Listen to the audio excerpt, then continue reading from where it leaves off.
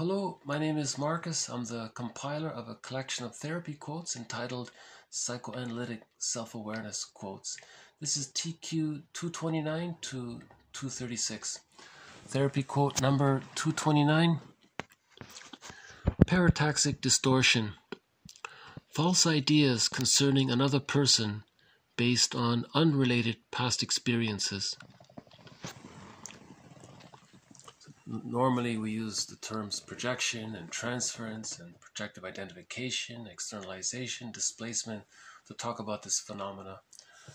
All of these defense mechanisms deal with the anxiety of not wanting to admit, accept, assimilate, face something about ourselves that's been split off, disassociated, disowned, rejected within. And it's in our unconscious. And one way to keep that repression is to then see it in someone else, and then you can convince yourself since it's out there, then it's not within you. Or you might be repeating some kind of dynamic with another person, and that's the repetition compulsion gone awry. So there's distortion. So we're calling all of this parataxic distortion. For example, transference. TQ 230. Transference posits that people have a relationship template based on past experiences. So the idea there is that the template that the person formed with their mother, it's a two-person psychology, was established, and it can reappear or show itself in the two-person relationship between client and the therapist. At some point, it's going to reveal itself, and the therapist can offer what's called a transference interpretation to help digest the hurt, the original hurt, causing the transference to be reoccurring. 231. Interpretation. A communication by the analyst aimed at expanding the client's self-knowledge by pointing out connections in the client's mental life of which they were previously unaware. So we talked about interpretation before. Generally, the therapist wants to recognize the pattern learned in childhood, see how it's reoccurring in the present life, and to see it live in action in the here and now with the therapist. And then the therapist will try to link the three. That's called a total interpretation. So it helps to heal the past. It helps to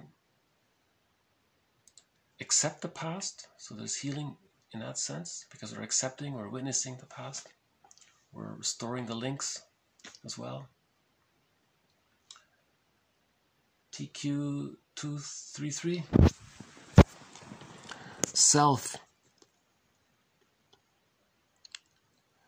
The psychophysical totality of a person, including both conscious and unconscious attributes. So when we say know thyself, we also mean know thy unconscious self too. So the total self has, client says we live in two worlds, the external world and the internal world. And Lowald says that's man's evolutionary task to look within and accept their unconscious history. TQ 232. Psychoanalysis. To escape being the victim of unknown forces.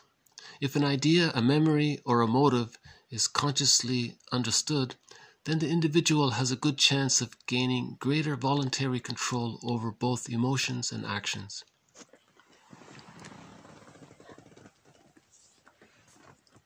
You know, Karen Horney said that life itself is therapy. You know, a person may come to a realization through life experience of a pattern they have and then make better choices. Right? The term Cathexis has come up so far. 234. Cathexis, the investment of attention, interest, or mental energy which determines the level of engagement between self and other. In the transference, clients transfer their cathexis, or investment, from past figures and reinvest in the therapist as a new figure. So life force is object seeking. Fairbairn said, the baby comes out, his life force is to seek the mother, to bond. So cathexis just means bonding. When there's a secure attachment style and the child achieves the psychological birth of the self, they still want to connect to others. But see, since they had a secure experience, their connections with others are, we may consider, more mature.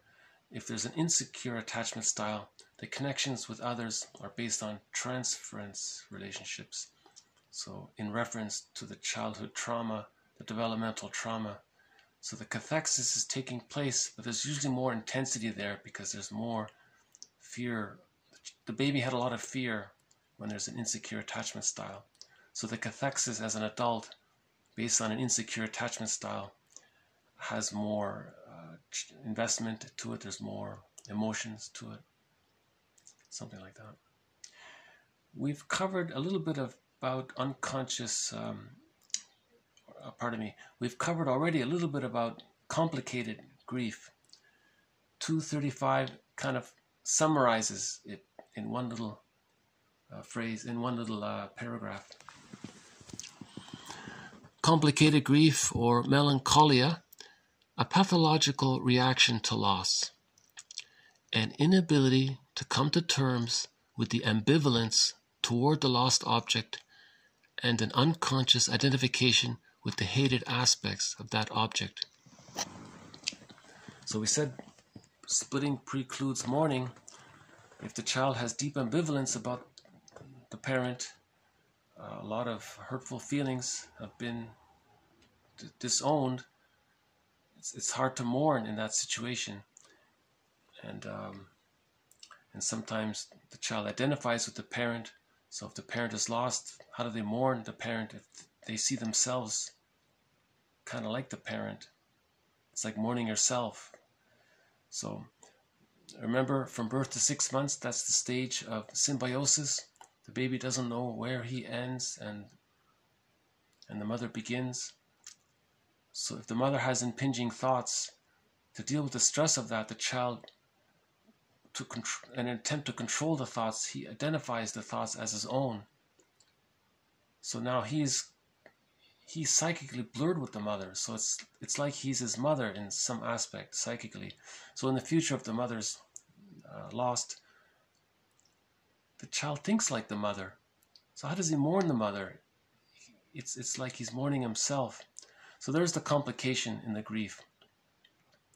But the main idea is that when there's this ambivalence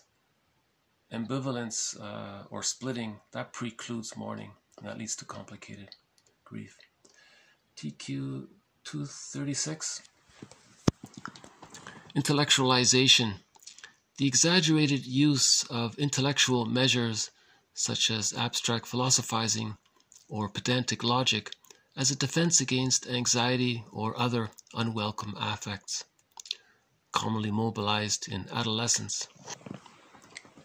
So we mentioned before that the difference between intellectualization and rationalization is that in rationalization there's false logic for self-deception and to deceive someone else, to create a reality basis to preserve the ambivalence. In intellectualization, the person is just philosophizing to keep the feelings, to stay away from the feelings. So it's more of a personal process. But in rationalization, another person's involved, and you want that other person to play a role, and then you can then convince yourself that that's the rejecting mother, and then you can see and not admit the rejecting part mother in yourself and see the rejecting part mother outwardly, and that preserves the splitting. So intellectualization seems more benign to me. The person's just philosophizing about things to keep away from his feelings. He said this occurs commonly in adolescence. Maybe that's because that's the transition from child to adult. There's that separation anxiety from leaving childhood and moving into the adult stage. So the teenager may philosophize a lot to deal with the anxiety of that transition. More to follow regarding defense mechanisms, interpretation, and complicated grief. Thank you very much. This has been TQ 229 to 236. Bye for now.